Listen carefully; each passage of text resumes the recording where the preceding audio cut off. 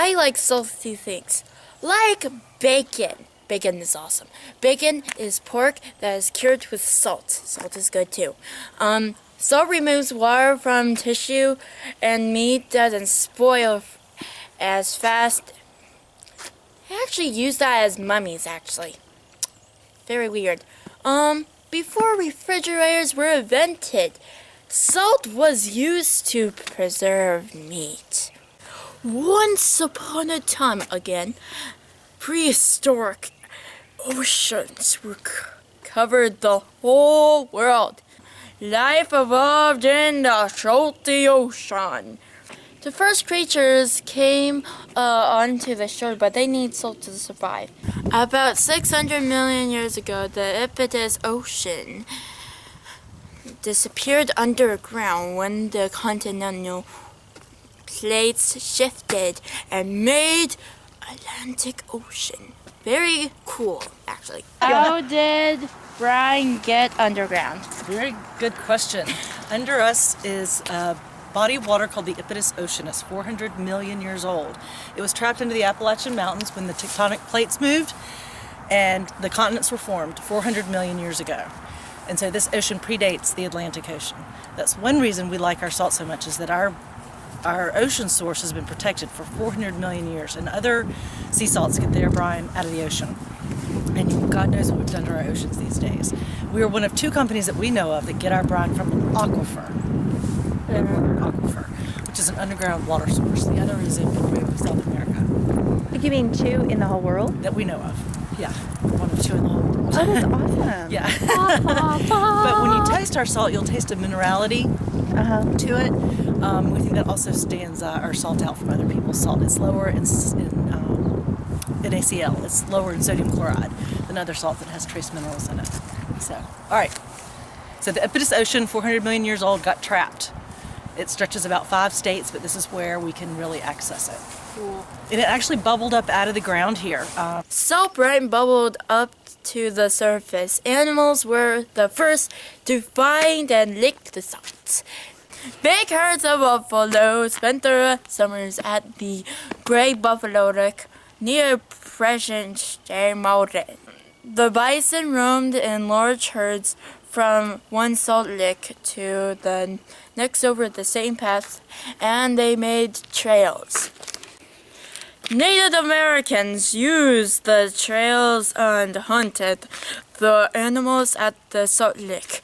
Later, the bison trails were used by early settlers for wagon roads. The Midland Trail, or Route 60, follows these old bison trails between the Great Buffalo Lick and Kentucky through West Teays Valley and Hurricane. That's where I live.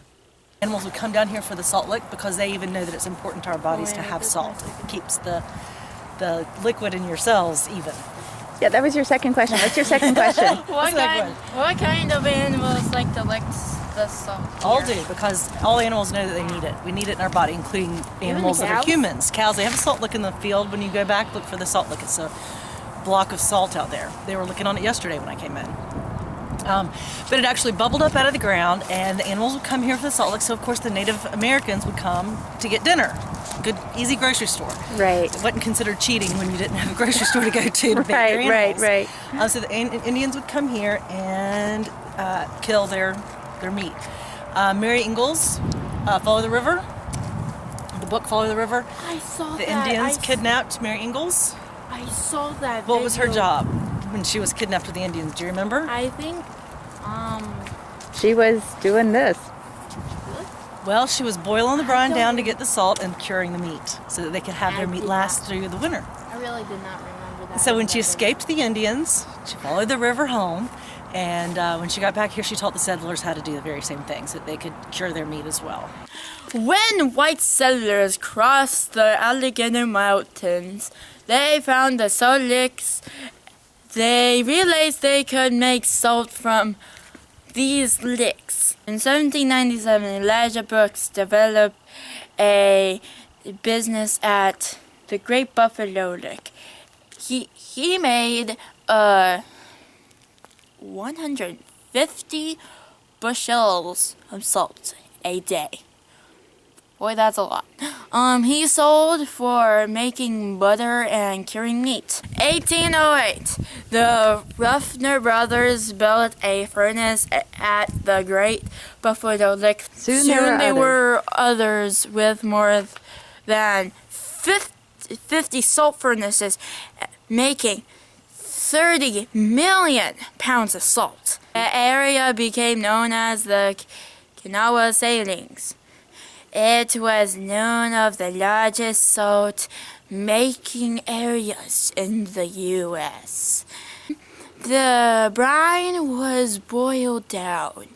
The salt was put in barrels and shipped by boat to Cincinnati. This John Quincy Dickinson is who started making salt here 200 years ago. He was one of a number of salt makers here in the valley. There were about 200 wells when it was really big time. But you can do all these old gorgeous ledgers. Oh my gosh. So what is being kept in... Wyatt, come over here and look. I'm just looking at this old, what is Yeah. that, old cash register? It is an old cash register, the very one that was here years and years ago. The company store was in this building as well. Cool. This is our family tree. What is the ledger actually showing? Is it... Oh gosh, all sorts of different transactions. Let's see. What dates are those going back to? 1841. Wow. Yeah, pretty spectacular that it's still in such gorgeous shape. 1845. Yeah.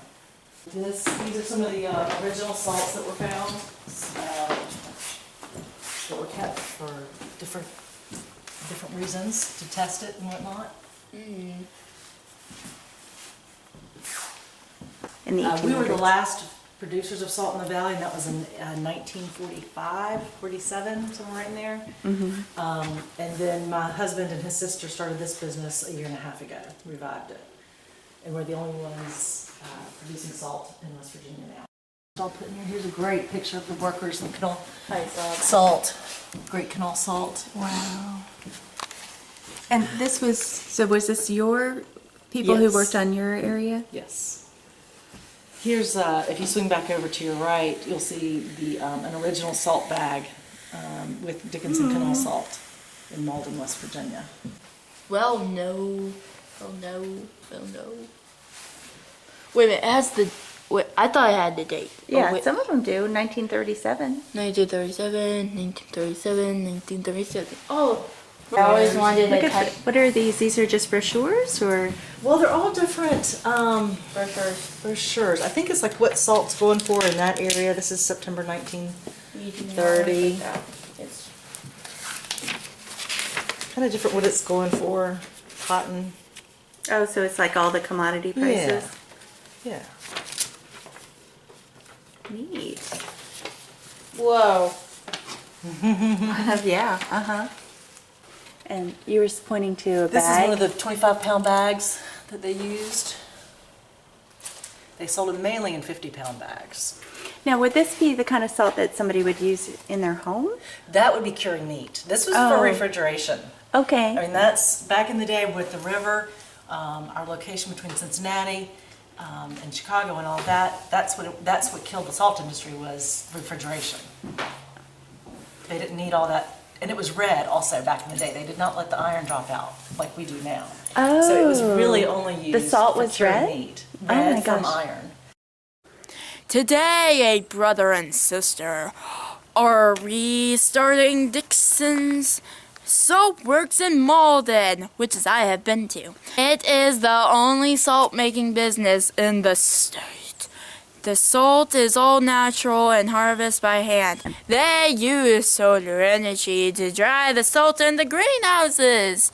They make small batches and sell to cooks who want something special and unique. So our pump head is out of here. We pump it into, when we turn on the pump, it comes out, we put this the hose from this shed into this big white tank.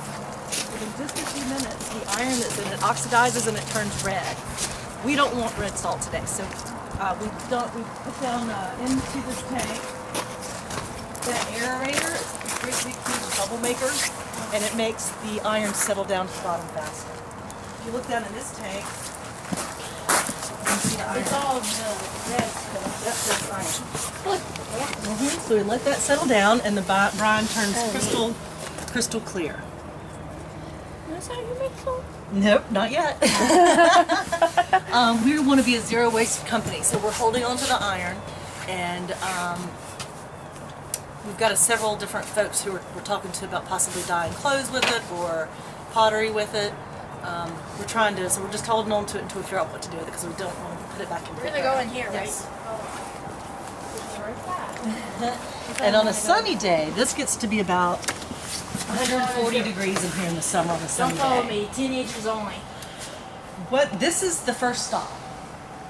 This bed, as the water evaporates, as the H2O molecules leave this solution, it will get less and less and less. And so as that happens, we shorten the bed, so that when it leaves here, it'll be only in about a third of this bed. I say it next. And we shorten it by physically putting things under this so it gets smaller, the Oh. bed gets smaller and smaller. So that's as the water evaporates, you're making the bed smaller? Right. If you want, taste this. It tastes like ocean. This is what came out of the ground below. So just do a little, tastes a little bit like ocean water. Oh, yeah. So depending on the time of year, in the summertime, it stays in this house, I'm going to say 2 weeks before it's moved. In the winter, it can stay in there for 2 months before it's evaporated. So behind you is a nice bed of salt. What is that tool called? Rake. Oh. We invented it for It's this called purpose. rake. And we just bring it across. Harvest the salt. Some of the beds like this rake better. Some of the beds Can I help? you need to. Sure, but let me get this tool while you're here. Like, can I just... Yeah, come on.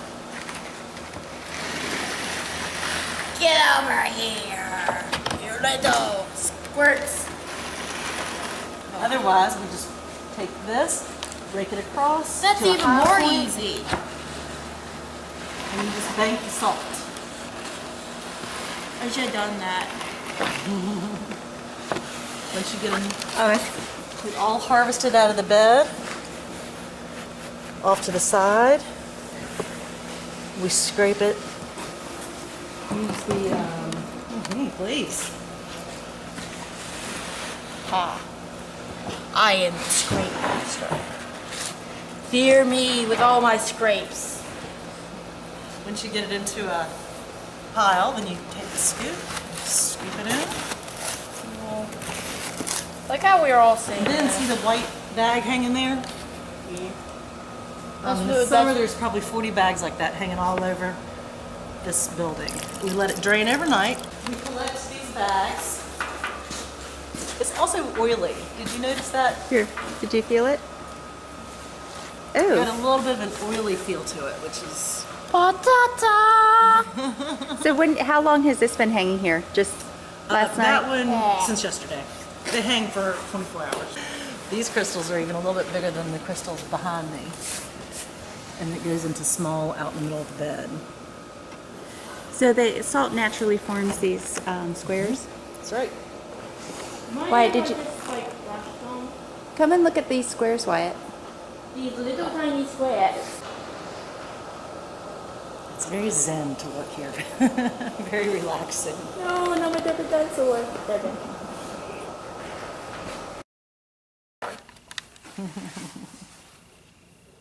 Love it. That is so cool. It's so cute. All the things you These are have our for products. sale. So we do a 1 ounce jar, a 3.5 ounce jar, and a 1 pound bag. Okay, this is really my idea. You know what you should make? You should make a little snow globe. Instead of little glitters, it's salt. But it would dissolve. Dang it.